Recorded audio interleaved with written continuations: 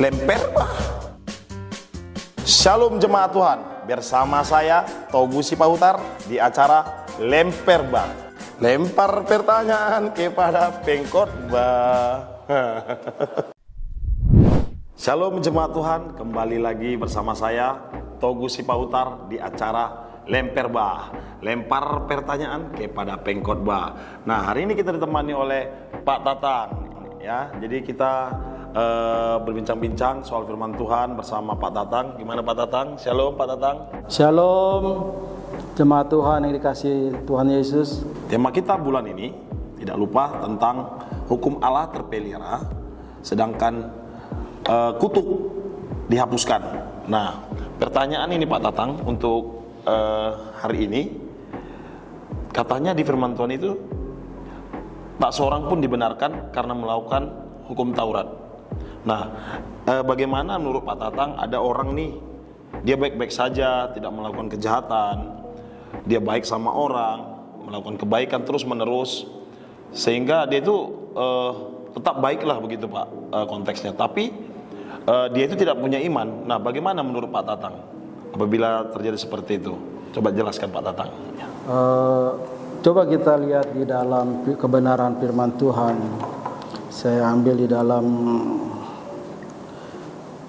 Roma 3 ayat 20, di situ dikatakan, sebab tidak seorang pun dapat dibenarkan di hadapan Allah oleh karena melakukan hukum Taurat, karena justru oleh hukum Taurat orang mengenal dosa. Artinya satu-satunya jalan keselamatan bagi kita yaitu di dalam Kristus.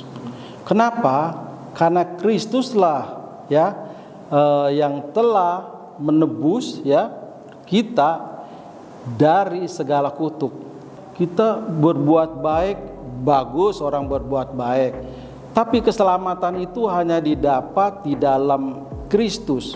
Oleh sebab itu menjadi tugas dan tanggung jawab kita sebagai orang percaya untuk memperkenalkan Yesus di dalam setiap kehidupan kita. Jadi kita bukan saja dapat berbuat baik, tapi juga kita dapat menunjukkan iman kita. Nah, iman itu ditunjukkan pada saat apa? Nah, membuktikan iman bekerja itu pada saat kita menghadapi persoalan bagaimana iman kita bekerja, masihkah kita tetap percayakan hidup kita, persoalan kita kepada Tuhan. Nah, Pak, ini pertanyaan kembali nih Pak. Gimana sebaliknya, sama seperti saya nih, saya katakan saya itu punya iman. Nah, saya bilang saya punya iman, bahwasanya saya mengakuin itu saya punya iman, tapi saya itu tidak melakukan kebaikan gitu. Saya sering sakitin orang, terus saya sering curangin orang begitu, sering membuat orang kesal gitu. Nah, bagaimana menurut Bapak itu, Pak Tatang? Sebetulnya itu iman itu bisa dilihat ya, dibuktikan dari setiap perbuatannya. Soalnya iman itu harus ada tindakan. Seperti ini, kita di hadapan kita ada lemper. Nah, lemper ini kan enak gitu ya katanya. Tapi kalau kita cuma bilang lemper itu enak tanpa kita ambil, kita buka, kita makan, bagaimana kita bisa merasakan bahwa lemper ini enak? Iman itu juga perlu tindakan nyata gitu loh, perlu action, perlu berbuat gitu. Jadi bukan dikatakan oh dia baik. Saya yakin orang yang beriman, orang yang percaya kepada Tuhan, dia pasti akan melakukan hal-hal yang baik, hal-hal yang memuliakan nama Tuhan. Enggak mungkin orang yang beriman kepada Tuhan tapi dia melanggar kebenaran daripada firman Tuhan, itu sama juga dia tidak beriman. Jadi kalau ada orang mengatakan oh saya beriman tapi dia hidupnya tidak benar, saya pastikan itu bukannya beriman. Kalau enggak begitu berarti dia beriman tapi imannya mati. Tapi kalau iman yang hidup itu disertai dengan perbuatan. Umpamanya nih, kayak saya mengalami satu penyakit ya. Pengalaman saya waktu diprediksi, bukan diprediksi, memang diharusan saya harus di bypass karena ada 3 jalur yang ada di jantung saya itu udah tersumbat. Pertama kali saya sebagai manusia pasti saya takut. Kenapa takut? Karena saya dengar itu beritanya negatif. Wah, nanti pokoknya risikonya tinggi, jarang ada yang ini, pokoknya yang seram-seram lah, yang negatif banget. Dan itu saya terima. Dan akhirnya saya drop. Tapi begitu kita beriman, percaya sama Tuhan, saya udah nggak takut lagi. Karena apa? Saya percaya segala sesuatu yang terjadi dalam hidup kita tidak luput daripada perhatian Tuhan. Karena saya nggak percaya Tuhan kita tuh Tuhan yang cuek, Tuhan yang tidak peduli, Tuhan yang masa bodoh. Tuhan kita Yesus Kristus adalah Tuhan yang peduli. Kenapa? Dia rela mengorbankan nyawanya. Maka ada satu ayat dikatakan, terkutuklah orang yang mati di kayu salib. Berarti segala kutuk kita itu sudah ditanggung di dalam kematiannya. Begitu.